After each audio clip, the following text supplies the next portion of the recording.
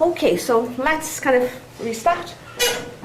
What's happening to that recording thing? I think the first day I jumped the gun and and they didn't start recording until later. Never mind, we're not particularly worried about that.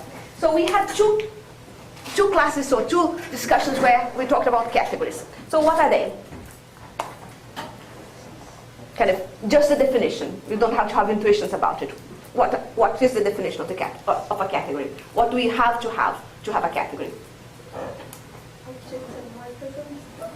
Collection of morphisms and Objects. collection of objects. Yes. What do they have to satisfy? Morphisms have to compose and have an identity. Identity compose with any other morphism to give the morphism that you first started from. And last thing, of composition. Brilliant. Thank you. So we are good. No. Sorry, just a second. Now we know that this thing works. I don't know what to... it's just that it's the different one goes down here, right? So yeah, we got it all. I mean, you got it all there. Collection of objects, collection of maps, maps compose, and there are identities for each object. And the identities behave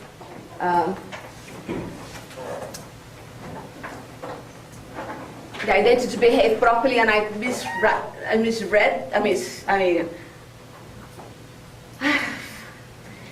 didn't say properly what I wanted to say down here, right? I'm messing it up.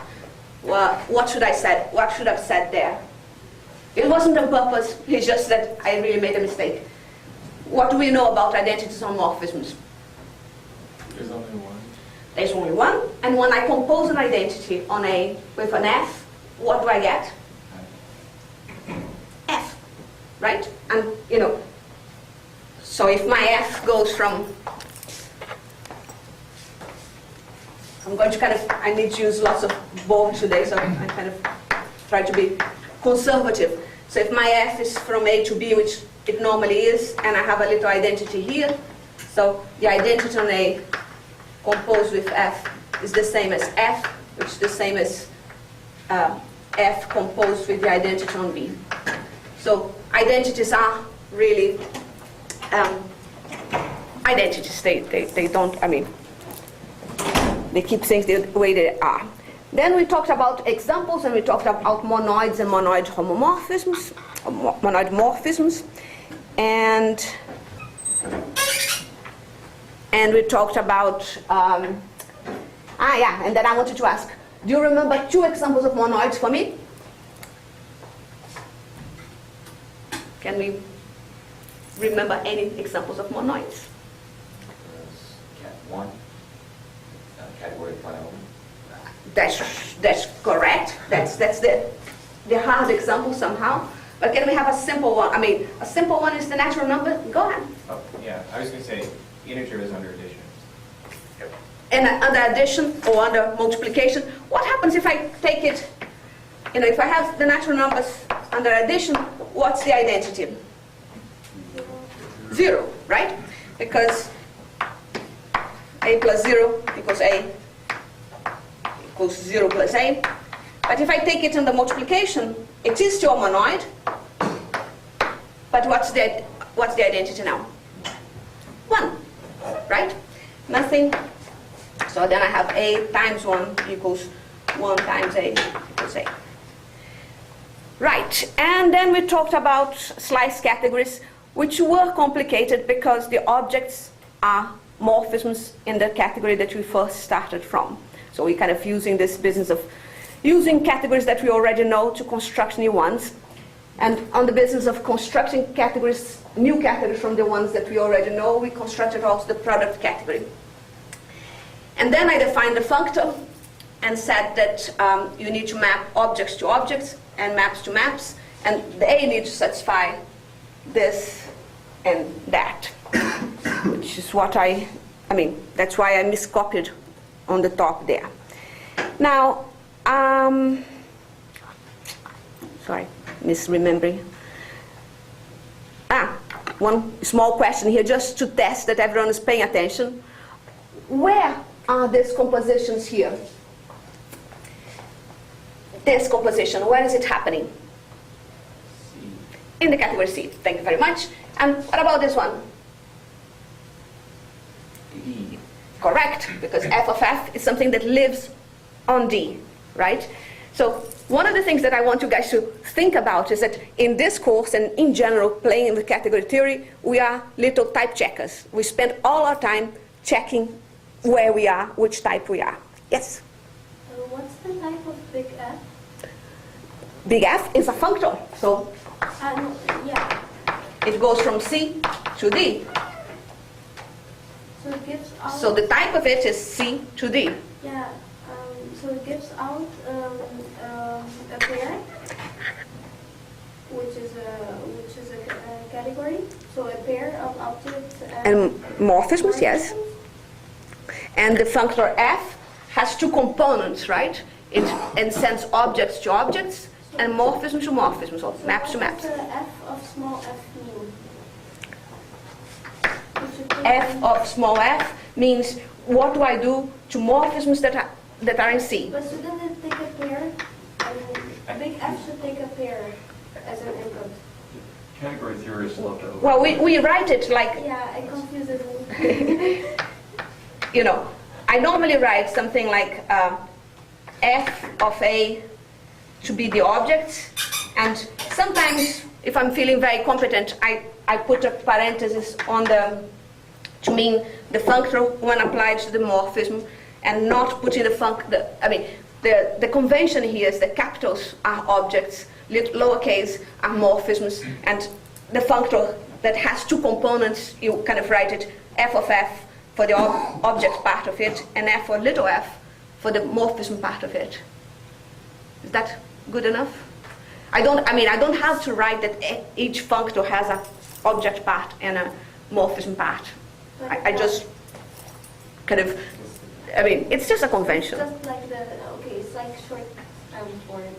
It's actually It's like a shorthand for it. Okay, right. So that's where was those compositions, and then I've been thinking. Just a sec. Let me see why I'm not seeing this properly. I think it's because I've forgotten to say full screen, right? And then the thing should work. Because you kind of asked me for other examples, I decided to kind of get to an example that might be better. And the example that I have of category here is labeled graphs. I do not know if you're going to like it better or not. And I'm sorry, it is a little bit small, but what we have there is A, B, and C. And this is just one element of my category, one object of my category, right? And I have, give me a hand, F and G. And then I have H and something else, right? And I. So, I don't know. I was wondering if you like this one better. This is a graph, a labeled graph, because I kind of give you labels on the nodes and labels on the edges, right? And I want to make a category of those things just for you guys. So I could, and this is Graham Hutton speaking again, I could take any pictorial representation like that and write it like so, right? The set of nodes is A, B, C. The set of edges is F, G, H, and I. And then I could say that, F, which is a transition from A to B, has source A, and H has source B, and G has source A, and I has source, the other way around. This guy is coming back, sorry. So, that's what I'm writing here. I'm saying that the source of F is A, the source of G is A, the source of H is B, and the source of I is C. And the target of F is B, and the target of G is B, right? So this is just writing the picture using symbols. And now that I have the symbols, I can make something that looks more like the categories that I like to play with. Because look at that. I can say that any labeled directed graph, and of course, these graphs are directed, right? I just forgotten to go back on this one, so it is important when which directions things go or not. But I can always write one labeled direct graph as one set of nodes, capital N, one set of edges, capital E, and these two functions, source and target, that kind of pick up who is the source and who is the target, right? And the thing that I have to, so you know, to describe one of these graphs, what I need this 4 tuple on top, and I need to know that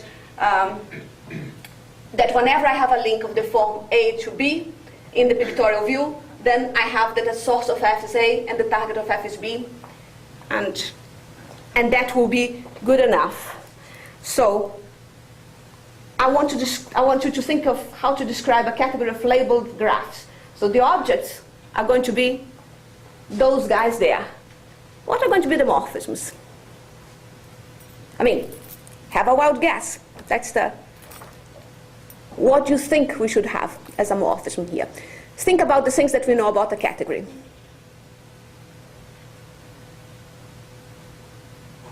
We know we have to have an identity for each one of those graphs, right?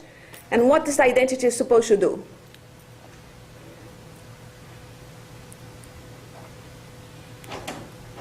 You know, if I have an object and I have an identity, what does it do? I mean, it's a loop over the thing itself, right? Because the source is equal to the target in this case. So I have to have a function that takes one of those guys and returns, if it's an identity, returns what? Exactly the same graph, right? The same labeled direct graph. So to do that, what can I do? Which maps do I need here? I mean, come on guys, we only have two things. We only have nodes and, and edges. So what do we need to do? We need to map nodes to nodes and edge to edge, right? So a morphism here is going to be, I'm sorry, this is tiny. I do not know if I should, but yeah. An H mapping one of these 4 tuples into another 4 tuple will consist of pair of functions, H from N to N prime, and another H that goes from E to E prime. And what do I need to preserve? You know, think about the identity again. Can I send any node to any node and any edge to any edge? Nope. What I need to do is any edge that I have in the first graph has to correspond to an edge in the second graph, right? That's what we need to do in this particular case. Now, because I was trying to be very careful about that, and because Graham's so good, I kind of say things that you might. So first thing is something that is clearly a map of graphs, of labeled graphs like that. You know, if I have A, B, and C with this sort of shapes, and I simply send A to X, B to Y, and C to Z, that's clearly a map, right? It's on a kind of very easy map. I'm just changing the names of the nodes. But you know, I do have to say that the first. So I'm saying that the new edges kind of follow the graph or the other thing. One of the things that I cannot have, because we discussed that a little bit yesterday, didn't we? That this business of cardinality of objects versus cardinality of arrows. So one of the things that I cannot have is, you know, I have the B and the C connected by 2 edges over there. If I send the C to Y, then we don't have a morphism anymore, because in the original I have the edges like so, but in the second graph the things collapse into the Y, so I'm not preserving edges. Sure, go ahead. So in that example, if Yes. you put a loop on the Y and map the 2 edges to that loop, would that then become a labeled graph homomorphism? No, because we kind of losing, I mean, we need to keep the edges. You know, the example that we had yesterday, it worked because we were sending two objects to the same object, and hence we are going to have two identities that would go to the same identity morphism in the common thing. Here, what we're doing is different because we are losing the two edges that we have on top there.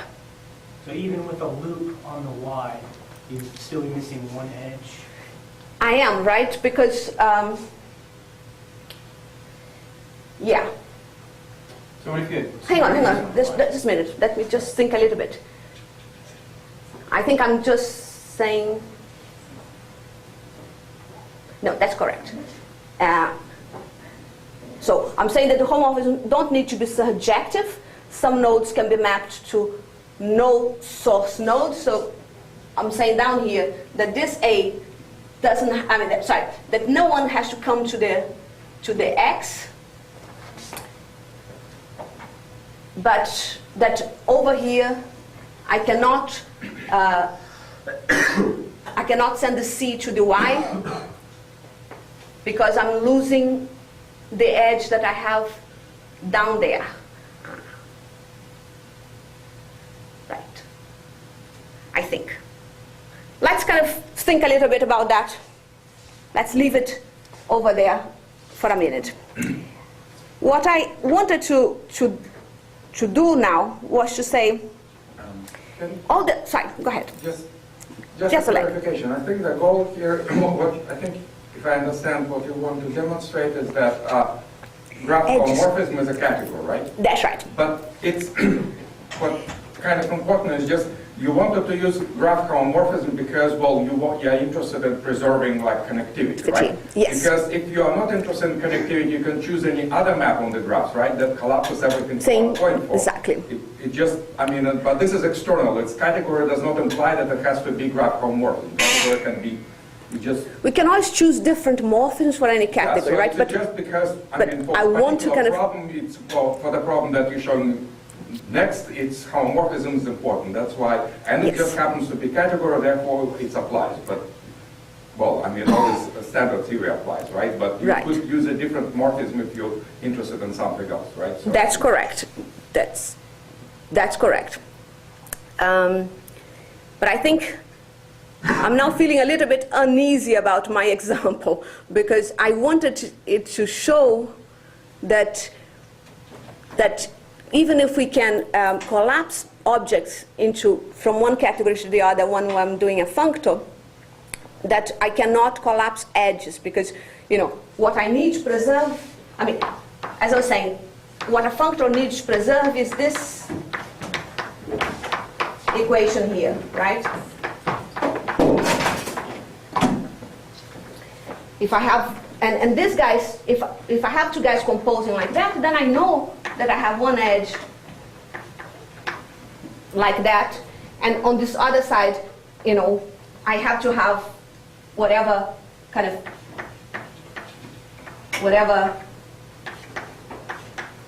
the functions of this are. So I need to have some sort of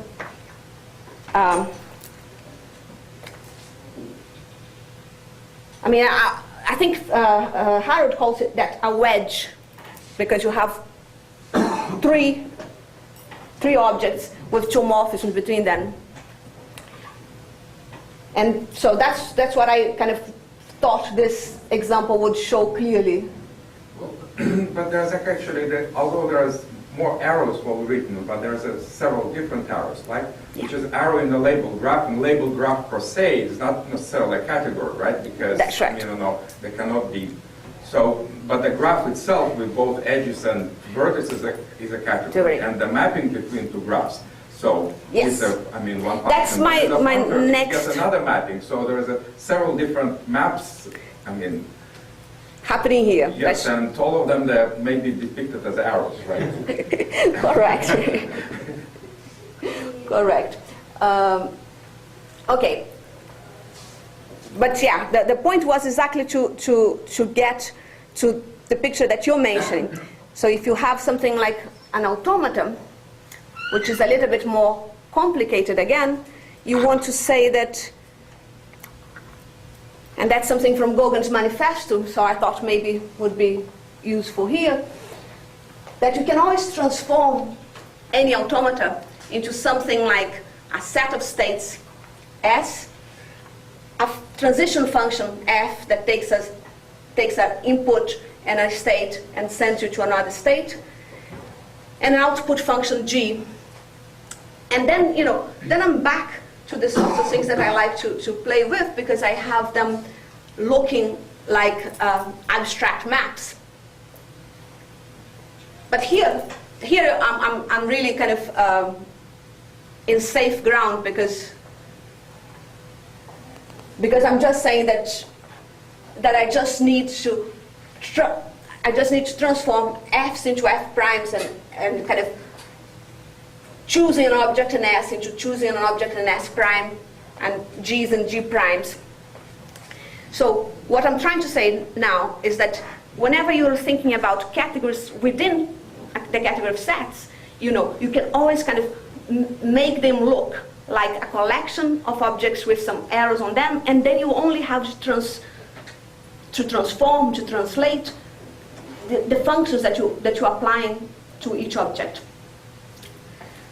You can read the whole thing or not, but that's the point, that any sort of category that is kind of built up of structures in sets will look vaguely like that. A collection of sets, collection of operations, translate the objects, translate the operations.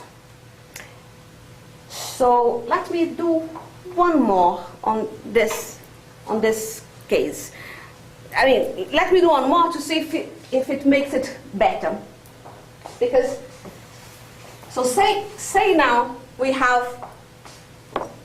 talking about sets still, and yesterday we talked about picking up two categories and putting them side by side. Let's do something different now. Let's do something like, we still do set cross set. So you're going to take a set U and a set V and just put them side by side. But instead of doing morphisms, I mean, the traditional thing here would be to say, if I have another pair of sets, U prime and V prime, what do you think would be the natural thing to do? That would be kind of the obvious, traditional, I mean, like what we were doing yesterday. Would be just to say, if I have an F and I have an F prime, to make a map be the product of the two maps, right? That would be the natural thing. So let's do something a bit more complicated and then walk over the definition completely. So let's do something like swapping this guy around.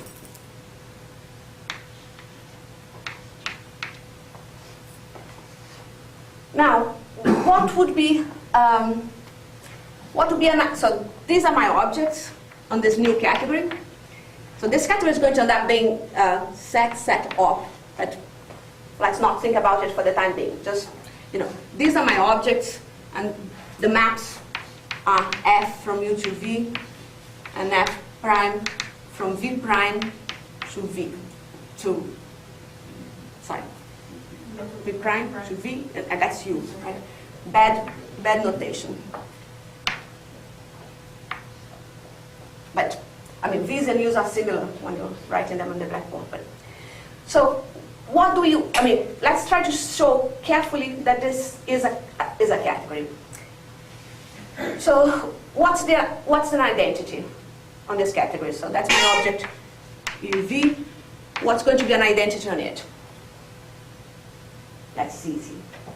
It is identity on U paired with an identity in V, right? Because it doesn't matter that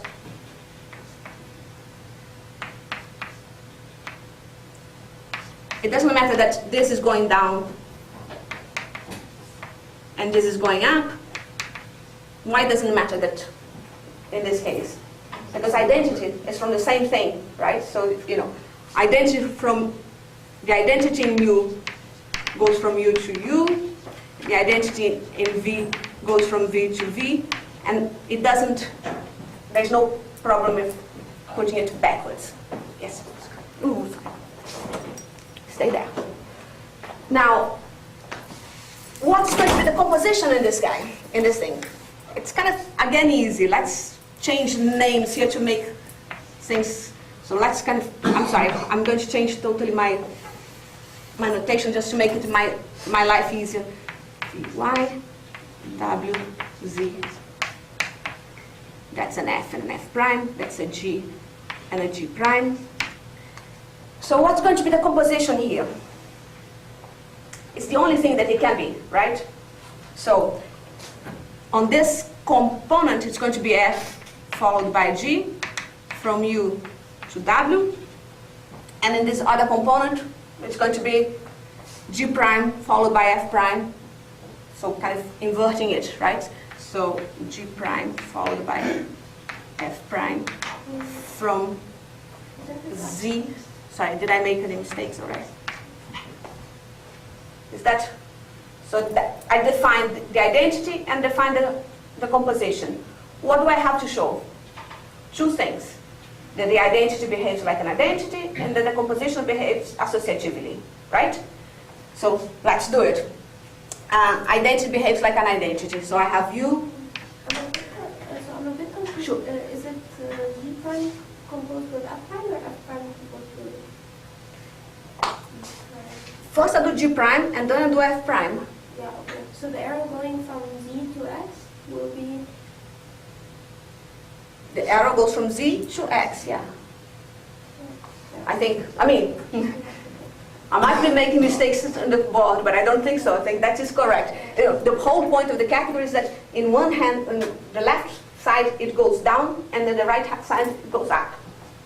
So what we show, to show that that identity composed the way it should, I have to do two compositions, right? I have to do one over here with the identity in UX, which is identity in U and identity in X. That's the F and that's the F prime. But I'm good, right? Because this is U, identity in U followed by F, which is just F. And this one is good too, because that's F prime followed by identity in X, which is just F prime. So that side of the identity works fine. I still have to do the other one, right? This is showing identity in, let's call the whole thing I don't know. No, let's call the whole thing UX. So identity in UX followed by F prime equals F prime, which is equals the identity on the other side. Identity, and that's now, what's the name of the other identity? It's identity in VY, right? Everyone's with me on this? So we showed by just this small calculation here that this side is good. When I do identity followed by F, I have the same thing as F. The other side is absolutely the same thing. I just have to put a VY on this side, and I get that the other side also commutes. So identities, we are good. And to do the associativity, there isn't much really. I just have to find another, I'm running out of letters. Yes.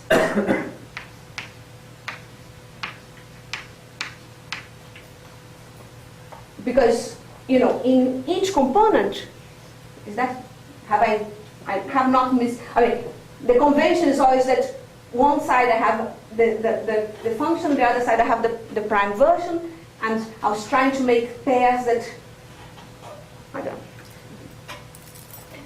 But in this side, it's just the fact that function composition is associative. And in this side, it's also just the fact that function composition is associative. So I end up with a funny category where things kind of go half in one direction and half on the other. Pairs of objects. So, you know, this, as I was saying, is a category set times set op.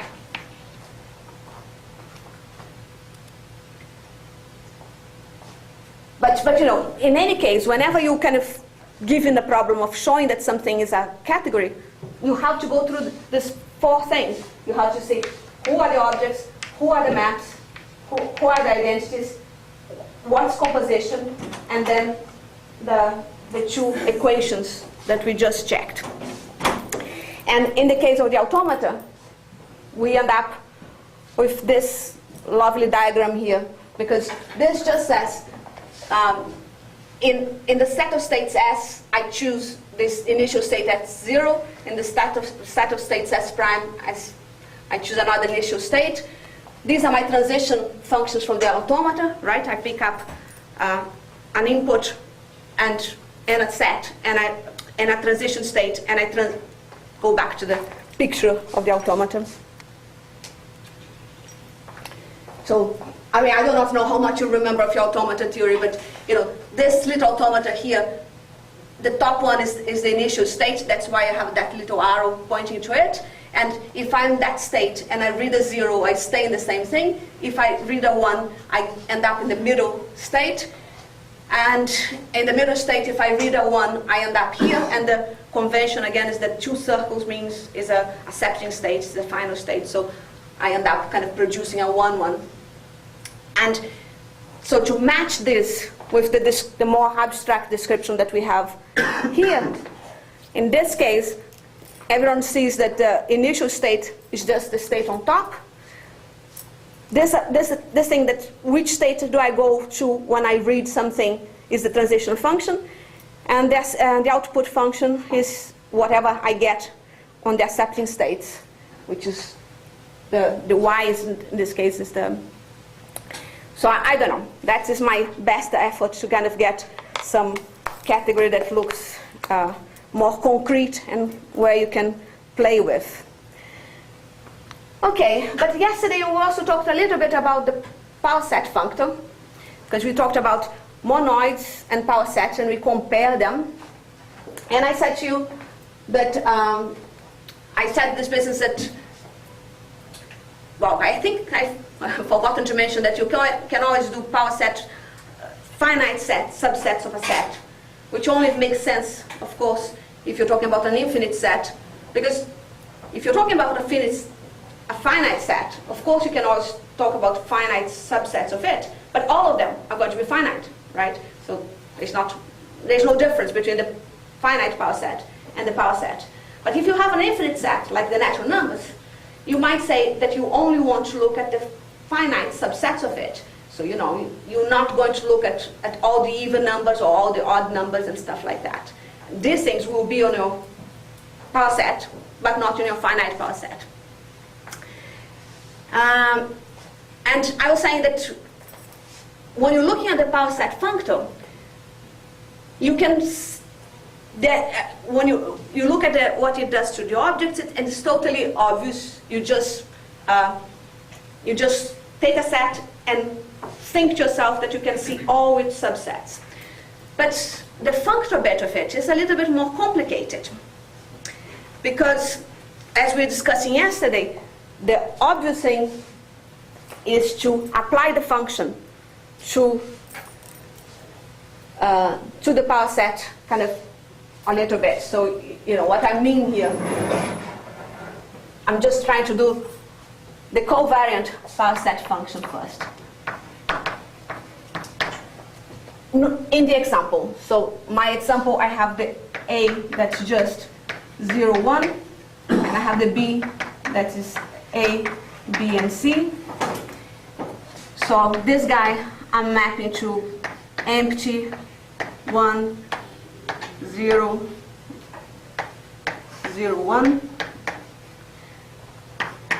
This guy I'm mapping to the complete one there.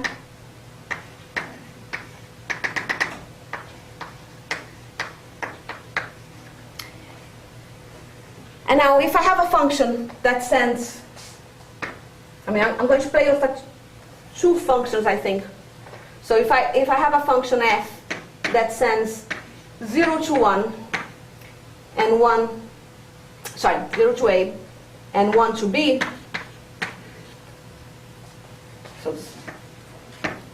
so what I'm, that's understandable enough, right? F of 0 is a and f of 1 is b. What this covariant power functor is going to do is just apply in each object of the power set the function. So what is it going to do to this guy here, for instance? 1 goes to b, right? So it will get me at least, and that's the point that I wanted to make, it will get me at least the subset b. But, it could get more than that.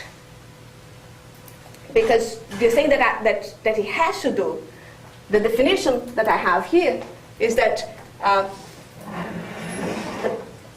to each function from x to y, the power set function applied to that will send each subject of x to its image under f contained in y.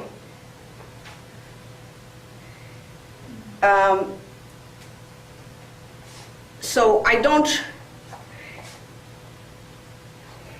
let me see if I can, now let's think about the contravariant one, and then we kind of come back to this to see if that makes sense.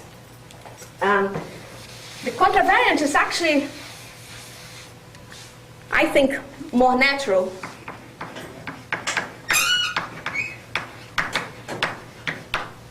What the contravariant power functor is going to do? It's going to look at the things that are, so I have A and B, and I have a subset of A, and I have a subset of B. And I don't know about you guys, but I was kind of, when I was making these calculations here, I was already thinking about, when I said that here would get B, I was saying, well, I was looking already on the pre-image of this. Oh, come on. So what happened here is that we are going to look at any guy. I take a V on this side, and I see which guys mapped into it. Because my function here was a very well-behaved and injective function, right? But I could have a function that, instead of doing that, did this, right? And then, what would happen in this case would be that, in this case, 1 would go to A, and 0 would go to A, and this guy also would go to A. So what I'm saying is that the covariant power set functor is less, this guy here, the thing that takes an object here and looks at who it came from, it's using the inverse image, seems to me more intuitive. I don't know. I'm not making a very good job of that. But let me just try one extra bit on that one still. Because the point of being covariant or contravariant is what? Is how the maps are being mapped, how the maps are going there, right? So what I'm saying is that... Can I ask a quick question? Sure, please. I may have just missed this. So what does a subset get mapped? So in the contravariant case, some of the subsets of Y may not get mapped to by F, right? So do those just get taken to the empty set? That's right. Okay. But you see, that's... The point here is exactly that is the fact that it's how you kind of, how that relates to what's happening to the functions in the original sets themselves. I don't know. I think I'm going to move on and then kind of try to get it clearer in my own head what I want to say before forcing you to think about it. Right? I'm kind of bailing out on this one. I mean, I hope you at least see that there are two possibilities of functors here. One that just applies the F to everything that you kind of got as a subset, and one that actually looks at the inverse image and maps using the inverse image. Whether one is more intuitive than the other is the bit that I was trying to make a case for, and that I think I'm making a mess of. So I'm going to forego on the business of what is more intuitive or less intuitive. But you know, I hope you see that there are two versions of a functor that, you know, we shouldn't really call them both power set because they are different functors. Okay. And yesterday we also saw the business of lists, and I said that that's just what we saw yesterday, that a list can be defined, that lists can be considered a functor from sets to sets, except that you're actually thinking of the set as a monoid. and that's how one does construct a list using, sorry. If you're thinking of your list as construction through use of nils and cons, then the list functor applied to F, we will apply the same way as we're applying to the power set. We will apply to each one of the heads of the list, sorry, here, and kind of just rebuild the list for you. That's how I read this example. And as I say, you need to go and think hard about how to do it for trees as well. Now I wanted to kind of go back to these sets that I kind of prefer to think of, that I just, you know, that I just considered as little arrows without any structure. Because the whole point of this notion of category theories is actually try to not look inside things. So, you know, it is, as you were saying earlier on, that, you know, it is this business of just having symbols and trying to think of them as much as possible as symbols on a piece of paper.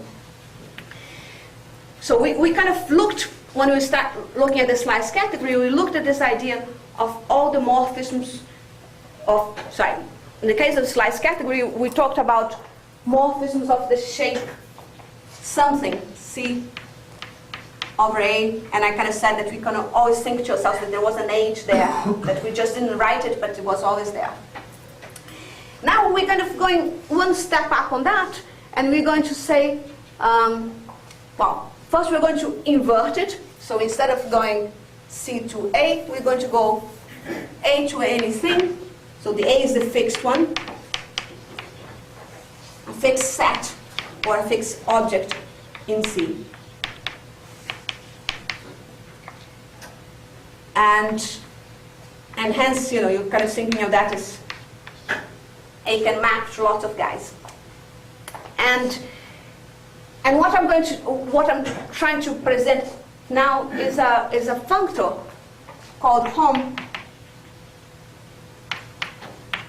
A to blank, and that goes from C to sets, right? And to show you the functor, what do I need to do? I need to show you the functor in the objects, and I need to show you the functor in the morphisms. And what is it going to be the functor in an object? Well, I just kind of did if I put a C here,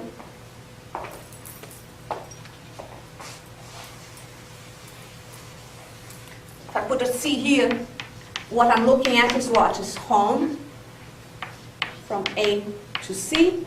So I'm looking at all these things, and this guy is fixed, and this guy varies. So I'm looking at all these things that A can go to, right? And that's a set of morphisms, correct? Now, if I put a C prime here, then I end up in home A to C prime. No, sorry. So that's correct. A is fixed and C, no. When I put a C, I kind of I'm fixing the second component. So then I have the A going to C, but I still can have loads of things like that. But I fix the C when I apply the functor in the C, right? Here, the C varies. When I apply it to C, then I have a fixed C on this side too. And similarly here, I have this guy is totally fixed, and can go to C prime in several different ways. The C is not the category C, right? Hmm? That's an object C in C. These guys are objects in C, but these guys here are not. They're morphisms in sets. I They're, mean, a C is an object. So we're using C twice? I mean, this C with is a category. These guys are objects of this category. Sorry, it's just, again, one of those notations that people normally use and I don't mention. But I thought that you could only draw one line of this from one object to the other. So even no. What I said before is that in the category of slices, then each object is one of those guys. So that was when we were talking about C over A, I think it was right? That was a different category. I thought it was in the first class that you said that usually you can only connect like two things with one morphism, no? No, if I did, I got it wrong, but I don't think I did. We discussed this business that normally there might be lots of things from A to itself. What I said was the identity is unique. Okay, yeah. But Sorry. there's lots of automorphisms of, people normally call, they call endomorphisms or automorphisms when they go from the guy to itself. But the identity is unique, you're right. So, and back to the stuff. This guy is in C, but when I apply the functor home blank to it, I'm not in C anymore. I'm looking at the the morphisms from A to C, but this guy is a set. And that's important. Now, if I have an F here, there's only one thing that I can put on this side here. I have one element from A, one element of the set home A to C is a certain age of this shape. I have one morphism from C to C prime. The only thing I can do here to get something in there is to compose. Nothing more. Now, there's a few bits of misnaming that's traditional in category theory here. A few bits. The first thing is that normally, I kind of been talking to you about objects and morphisms of maps and saying that the morphisms don't have to be functions as such, that they are generalization of functions. But, because category theorists are kind of guys of habit as well, they still call this a home set functor. It's the, in general, morphisms from one object to the other object will live in a category. But when I'm looking from them in sets,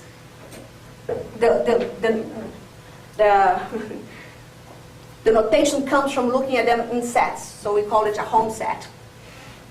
And what's the other bit of notation that is kind of strange here? There was something else that I wanted to say.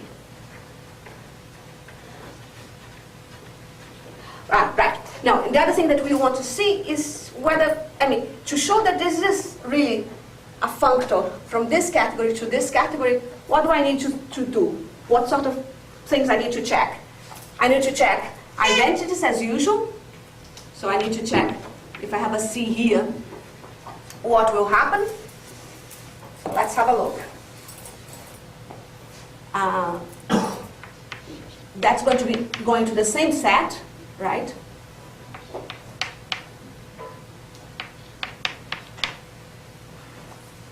And hence, I just have to use the identity here to define the same thing here. And by field, like before, I have that this side is just F, and this side is just the identity on this set. Sorry, it's not the identity on this set, that's totally stupid. It's the identity on this. This is the identity between this and that, but between this and that is just the same as the F, the thing that we just defined, the composition, which takes an H here and adds, try it again. So nothing much is happening here, right? Look at home AC. That is mapped from A to C. Call it H. Kind of compose with your F that goes from C to C prime. And you get down here H followed by F from A to C prime. Now, this is all very well and easy and exactly what you expect. What gets complicated is when we actually do the other home functor, the one that takes as fixed the second component, the target of the home set. And this is kind of, if you've done function programming, if you're thinking of subtyping, this should be vaguely familiar. Because what's happening is that the composition won't work on the other direction. Let me clear up all from because that's what I want to go now. So here is what we're just doing over there. The only thing we do is we have an F, we compose with F, we pre-compose with F, right? Because we post-compose with F. We first do the thing that we have there, and then we compose with F. And then you have a name, just notation that you say that F is natural isomorphic to, that a functor is representable if it is natural isomorphic to this functor here, the one that we're discussing. Now the difficult one is this one. So let's kind of start from a blank slate and try to see where the problem comes in. And not worry about the slice categories because they are not here anymore. So we have C and we have sets. Sometimes I write S sets, or sometimes I write just set, but I always kind of try to in the board put the same here. And the function that I'm thinking of now is home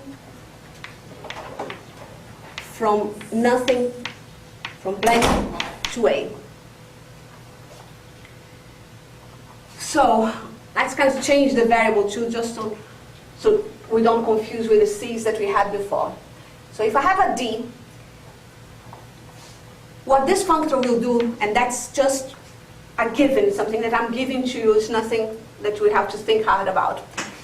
So if I give you an object, this functor will give you back all the maps from D to A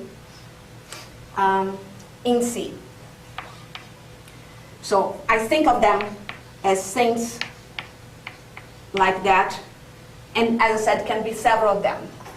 Now, if I take another D prime and I have a map, which again I'm going to call F because I mean, F is my generic thing for function, then I'm going to end up on something that is home C D prime A. So, this is going to be one of these guys, one of the several guys that goes from D prime to A. Now, what I have is a map from D to D prime, and if I start from something that goes from D to A, I cannot get to something that goes from D prime to A, right? Because there's no, but if I start from this guy, if I start from the guy that goes from D prime to A, then I can precompose with the F and get one of those shapes.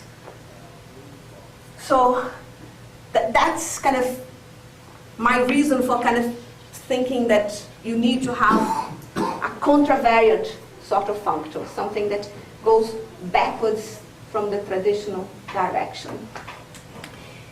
And for people who kind of like logic and stuff like that, this is very much related to the idea that whenever you have, now they're not objects, they are kind of propositions and stuff like that, that we tend to think of this as the negative polarity and this is the positive polarity. So the component on the morphisms to the on the left of the morphisms corresponds to this guy, and it corresponds to a contravariant functor.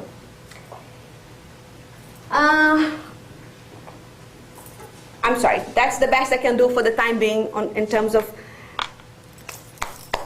finding sensible things to say about covariant and contravariant functors. I think the thing to keep in mind is just this business that categories are supposed to preserve structure. And when I kind of give you something of kind of that looks like this completed in whatever shape or form, there's two ways of preserving this triangle. One is preserving it in the positive direction, in the direction that like that. And the other way is actually inverting all the maps. And I'm still preserving a triangle. So, one functor, a covariant functor, preserves in the direction that you normally think of, and the contravariant functor preserves it in the opposite direction. Yes, please. So, but technically, in the Yes. category set, all the morphisms are the functions going from domain to domain, right? Right. So this isn't really a functor into the category set. It's a functor into the category set with the arrows reversed. Set, yeah. Yeah. Okay. That's exactly what makes it difficult to explain it, because the point is, I said to you, the only reason I invented or introduced the category C-op is to talk about the fact that some functors are contravariant. And when I'm kind of talking about functors being contravariant, what I mean is exactly that what is natural here is going backwards. And if it's what's natural is going backwards, it's not a functor from C to set, but as you say, you can think of it as a functor from C to set up, or actually you can also think of it as a functor from C up to set, because this is a completely dual thing, right? If I go from C to C off by simply swapping all the arrows around, I can do it again, and I go back to set, so it's, to C, right? So, wherever you want to put the op, it's up to you. But in the case of the homes, you really have to have one op somewhere. Cool. Not too bad. Okay. So, And more silly notation. We say that a functor of the form C product D into E, where the domain is a product category, is called a bifunctor. And if you have bifunctors, then you have projections, and the projections are also bifunctors. And this business that we've been going on and on, that I was trying to kind of make a point about when you have contravariant functors, it's just this idea that you have a functor, but somewhere you have to opt the things, you have to swap them around. So a functor of the form C opt to D, whose domain is the opposite of a given category, is called a contravariant functor. And I decided to put here an example of something that looks like a functor, but isn't. But I don't think I'm going to go into it because I don't really remember so much about why is it that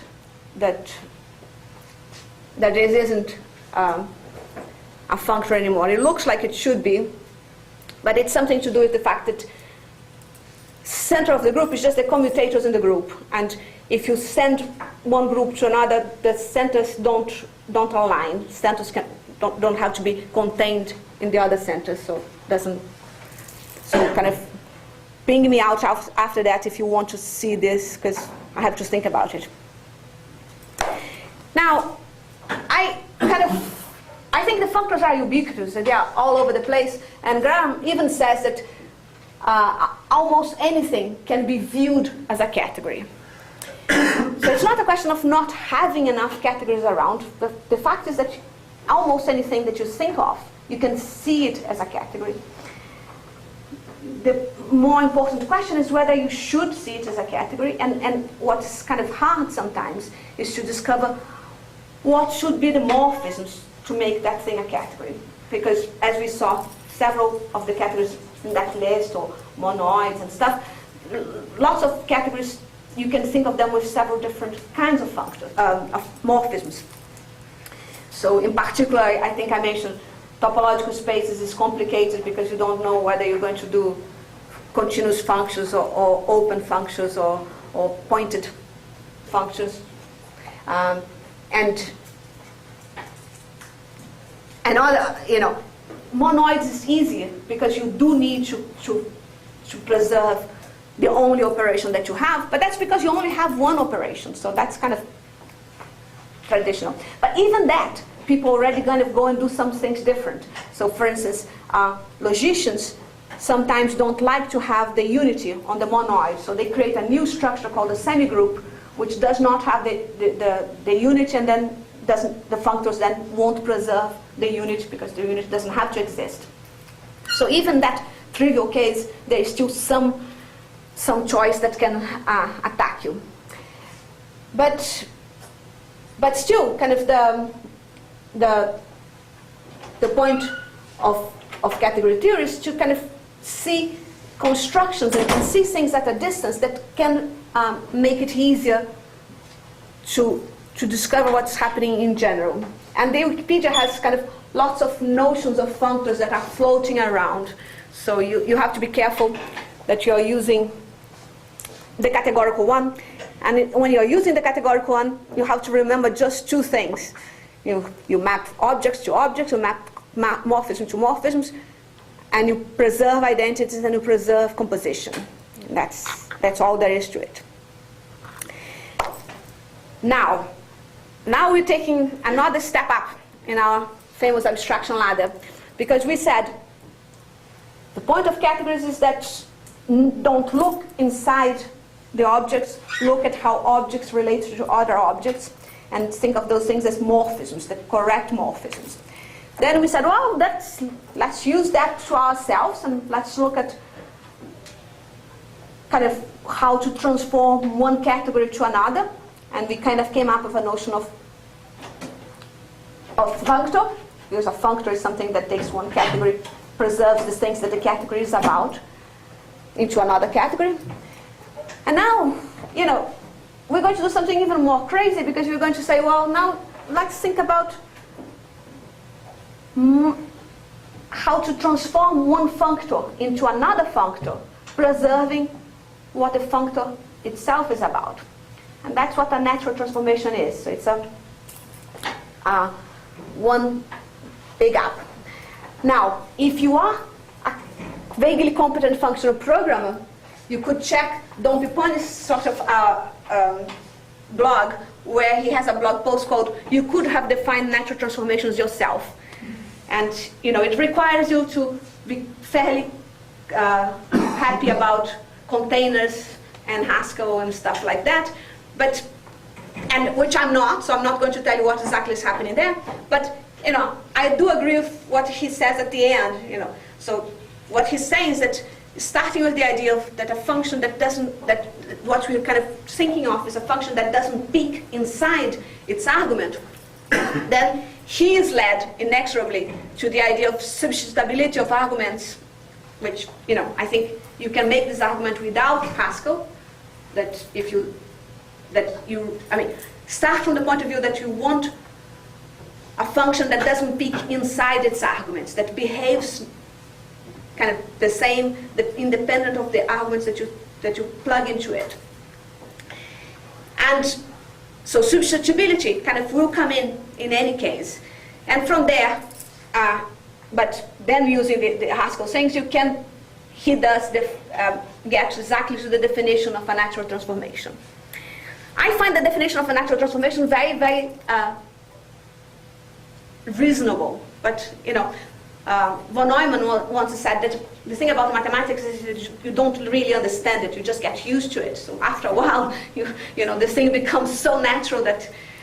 So the point here is, and that's why I was kind of trying to get you guys to guess about things, because that's a way of kind of making sure that your intuitions are kind of getting in the kind of sort of guess that we want to have.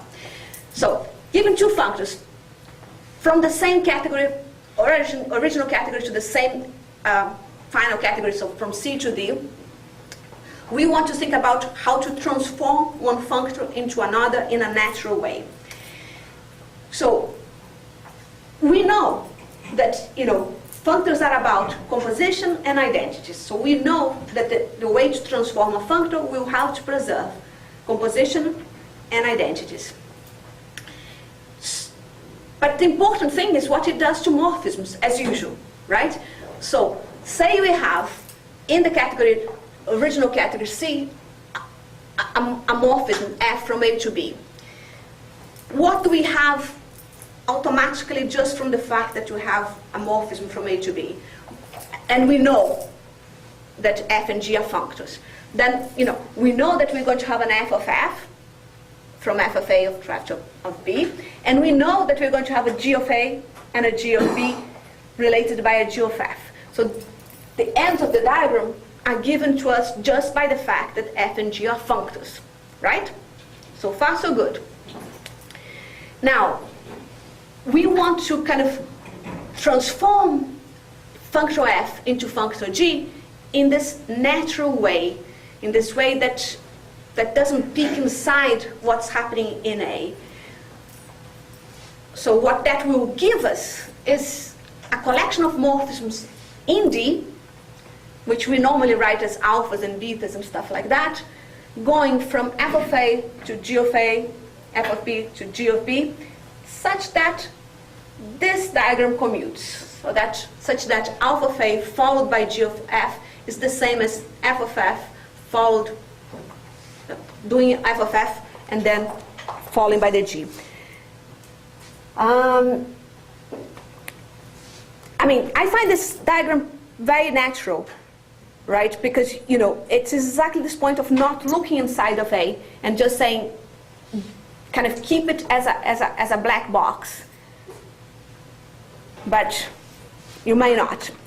Let's kind of see, and that's just another drawing from another functional programmer. But I just decided to put it up just to kind of show you again that what's happening here is that we have two categories, and we're transforming functors. So we have two functors from the category C to the category D. The functors are F and G. And all the action is happening in the category that we are getting to, right? the condition that I'm kind of trying to sell to you as the natural transformation condition only happens in the D. And that is kind of, or at least that's what Ed says is theorems for free, is the paper by Phil Wadler. It's just saying that in Haskell you have kind of lots of natural transformations of this shape.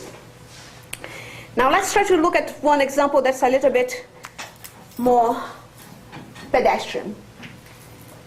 So we had sets and lists over sets, and we said that list was a functor. Now we want to see a natural transformation between the functor list and the functor list. So it's an endo natural transformation, right? We're going from the same category. List is a functor from sets to sets. So the natural transformation is from the functor list. It's an endo. It's twice endo because in the case that we're talking about here, we have two different categories. In the case of a list, we're talking about sets and sets. And we're talking about here different functors, F and G. But the reverse of a list, the reversal of a list, is between the same functor. So it's a bit simplified. But it's kind of,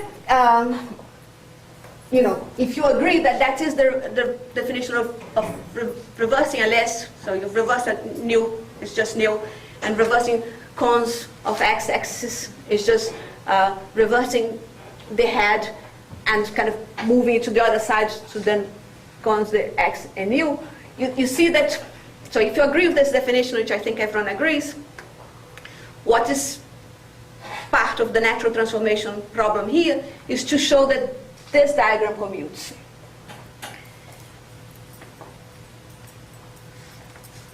And, you might not even look at the definition of a list, but you can look at this diagram and see that it works, right? Because if you have a little list here, A, B, C, and you reverse it, you have C, B, A, and you apply the functor f to get it into f of C, f of B, f of A. This is the same as taking your list, A, B, C, applying the f, so you get f of A, f of B, f of C, and reversing, you get f of C, f of B, f of A. So, in this case, certainly the square is very intuitive. You may complain that I'm using a very, very restricted example because, it's the same category and the same functor. And yeah, I'll say, yes, you have a point. It's not the best example that I could find. I mean, it's the best example that I could find that I thought everyone would be happy about. Well, yes? Probably the better example, you have trees, right? And you Yes. have lists, and you do the, whether tree with the values of the nodes, Nodes. right? And you compute the margins. So, and the sequence of nodes in, like, for example, the depth first versus values, right? Right, but what is the natural transformation there between functor 3 to functor 3? Or why do you think it's a better? I didn't get it. Well, you have tree of A, right? So Right. it means the elements of type A. And there's another tree of type, elements of type B, B, right? Then uh-huh. you can have maps between from A to B, then you lift to, from trees to trees, right? Right, yeah, so two And then you functors. also have, the same for lists. And the natural transformation will be, for example, so given a tree with elements of type A in the leaves, so obtain the, compute the margins, so the sequence of elements in the leaves, Right. right? So all the elements in the leaves in some kind of order, like in depth first tree, right? So you straighten out the tree in a sense. You remove the tree structure and just straighten out all elements from the tree, right? So this Right. is natural transformation because, you just straighten out regardless of what elements they are. And maps them in on those would be, Maybe right. Maybe I should kind of add a tree. But the traditional example I have to tell you, is actually the jewel of a vector space. But I thought you guys wouldn't like it so much, so I didn't even prepare a slide on that. But that's the traditional natural transformation example in general is vector spaces, because, well, it has a nice thing to it, because when you do the dual once, you don't get anything natural. You kind of, yeah, forget it. We can. And probably the simplest one, although it's kind of, maybe absurd, is to have lists, and on the other hand, there's natural numbers, and it's just the length of the list, right? Then it disregards totally. Well, but that one I kind of vaguely thought about. But you see, the thing that kind of worries me about that is that the natural numbers kind of it's the same thing that I just kind of worried about the list itself. We are using more than we are saying that we are using, right? Because the way I'm using lists here, I'm actually using the monoid that the list is. So, you know, I say I'm making a functor list from sets to sets, and I kind of try to convince you guys and sweep it under the rug, but I'm actually using the monoid structure to say that it's new and cons. So, you know, whenever I use a natural numbers object, I'm actually using a functor. I'm using 1 plus x. And I'm using something even more horrifying if you're a logician, because you're using a fixed point to say that 1 plus x equals x, is that natural numbers are a solution to that. So, you know, maybe you're right. Maybe I should just do this trick of using the example with trees and natural numbers and not think about these other bits. But, you know, morally, that's what you're using. Kind of, that's actually the... Well, it kind of, yes, I'm using this if I'm going to prove that by induction, right? So I need initiality. But if I'm not going to do the induction proof, that, well, I can simply postulate that F is a map, and then, it is a map, so, so Yeah. in that case, I abstract, and then later on we say, well, if we actually want to prove some more interesting properties, right, then we need to have this initiality. Yeah. It's a point. Fair point. Okay. Now, I wanted to kind of go quickly over constructions inside the categories, because, you know, this is part of the difficulty that one has when teaching category theory just for a specific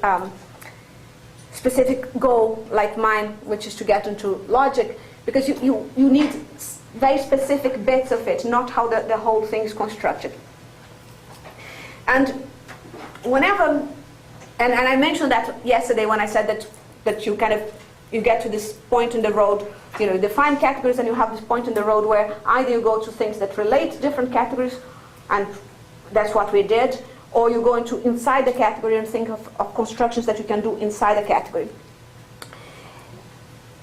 And lots of people kind of get very hung up on doing the properties that you can do inside the category, and then, you know, they can get very hairy. But I'm not going to get into the hairy ones. I'm going just talking about the trivial ones. So the first trivial one is this notion of binary products. So you're going to say, well, haven't I seen that a few minutes ago? Didn't you talk about the product of two categories? Yes, I did. And yes, it's the similar thing, but one is outside, picking categories, different categories, and making the product of them. And this is inside, is looking, these are my objects in this category. When do I have something that's a product of two objects inside this category? And this definition is by what they call universal property. So it's a little bit more involved, because you say that you're going to say that given a category C, a category C has products if given objects A and B, there is something that we are going to write as A product B, and this thing has to have a series of properties. So it has to have projections, so that it has to have a morphism into A and a morphism into B. And here comes the higher order thing. And it has to be the best of the things that have mapped to A and B. What do I mean by that? I mean any other P that has maps into A and into B, there must exist a unique U that goes from P to the real product. So this is what is called a universal property, and you know, I'm building the unicity into the definition itself. And again, functional programmers won't pay so much attention to the uniqueness bit. You know, they just want something to exist. The uniqueness is something that mathematicians kind of worry about and normally makes for better mathematics, but worse syntax. So it's another recurrent motive on this stuff, that, you know, the existence of the function is what actually matters. The unicity makes the syntax prettier. And the examples of these things are kind of products in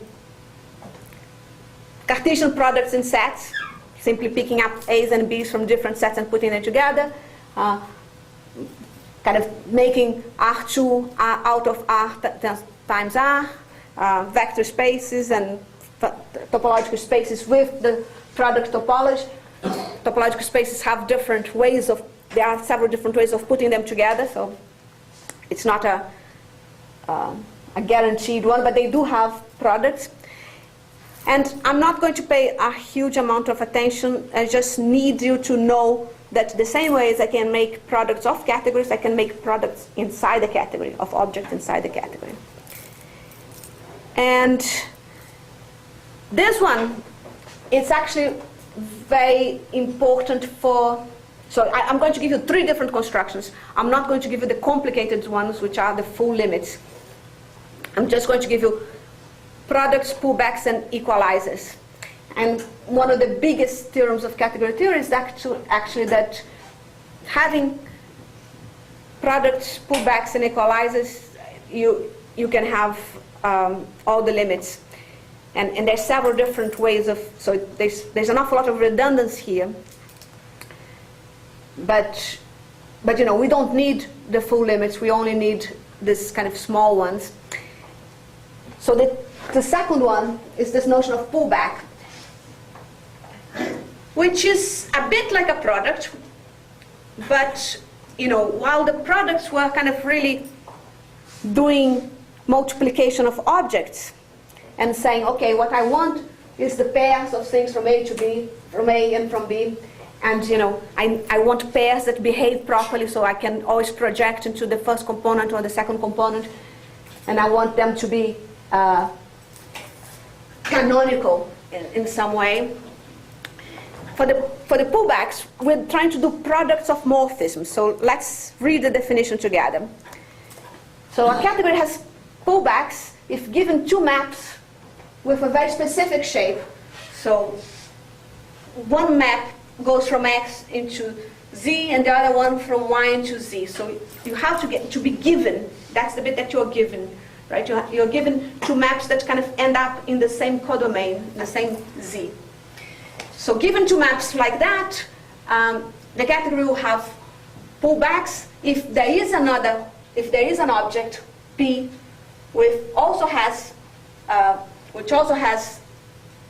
which has kind of projection-like things to X and Y. So you make sure that this square commute.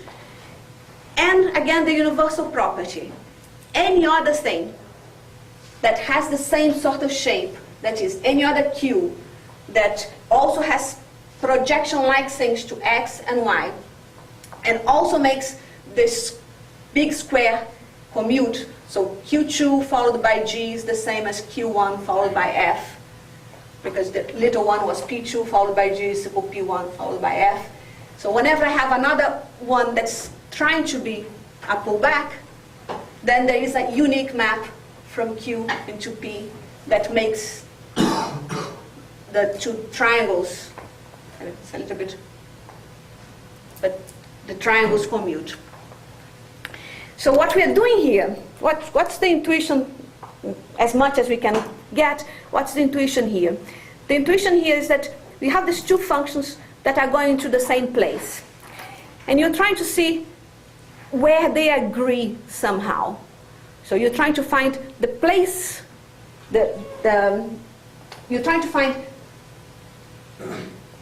pairs, x, y's, where the functions agree on. That if you do, so stop a minute and think that if you had a little x and a little y here, and you take the projection, you get to the y, and then you do g of y, and you get a certain z. And if you take the projection here, you're starting from a little x, you get x, and you do f of x. And if you're enforcing the condition that this diagram commute, what you're saying is that g of y is equal to f of x, if this was just a product, right? So what you're trying to say is, where do these functions kind of agree in when I'm thinking of maps into Z? And then you're saying, well, and I'm kind of trying to make it the smallest possible thing that has this property. And that's what the universal property is giving you. So, let me show you the third one, because then we can discuss the three together. And I'm going to stop soon. So the third one is really making functions equal. It's equalizers. Do you have a question? Because you. Oh yeah. So intuitively, because your questions are good. They always. in the category of sets. Yeah. So I don't know if they're pullbacks exactly. Maybe They are. category of sets, where there's just like one side of a given cardinality or something like that. But so it's something like you take the fragment of x and y where they both agree, and then make the set that looks like that fragment. So That's right. That's a good intuition to have. okay. Wait, is that it? No. Yeah. That is a good intuition to have. Yeah. Okay. So now, you see, we're trying to say when two functions agree when they are mapping into Z, right? Now we're going to make something a little bit stronger, because we're going to say we're going to look at functions f and g between a and b. So the functions are already, in the previous case, they're coming from different objects. Now they're coming from the same object and they're ending up in the same object, right? And here we actually do want to say, where do the things agree? Because you're saying C has equalizers if given maps A and B of this shape, kind of parallel ones. There exists an object E with a morphism little e into A, such that this diagram commutes, so E followed by F is equal to E followed by G. And if another object, E prime, such that if E prime is another object of C, equipped with a morphism trying to do the same things, so trying to equalize F and G again, then there is a unique E bar that that makes this triangle commute. So yeah, the point is we're trying to see when we can say equality of morphisms in our category. And we're trying to kind of think about the whole categories in terms of the ways the objects of the category interact with each other. So we're trying to say that